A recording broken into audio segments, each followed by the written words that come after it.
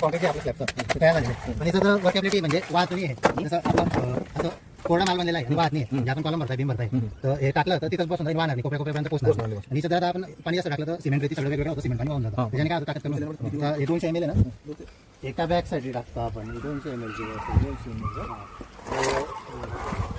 ठेवलेलं आहे आपण फक्त आपण 2 बुटून लिक्विड टाकू आणि मालाला जी लवचिकता जी आहे ना त्यातला पण येऊ शकतो तो येईल आता असं करा आता मी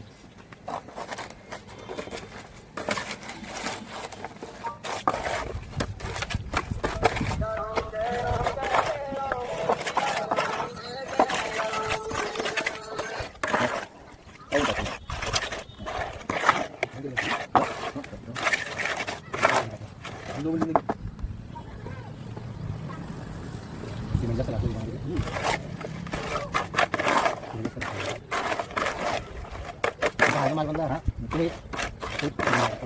आता एक जे बनला आहे हवा आता म्हणजे कॉलम मध्ये विवतला तर कोपऱ्यापर्यंत जाऊ शकतो वाद जाणार आहे गोळा.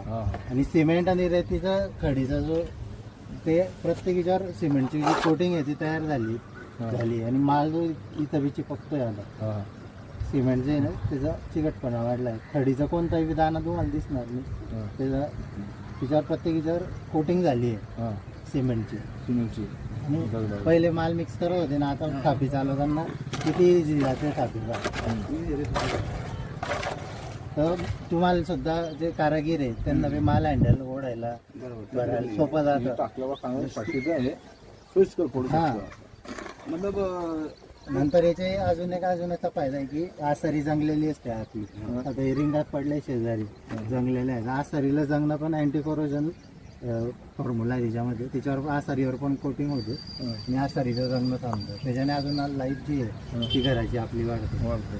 वॉटर बॉन्ड टेक्नॉलॉजी आहे म्हणजे पाणी जे आहे पावसाचं वगैरे ते आत शिरून येते तडे वगैरे पडत नाही.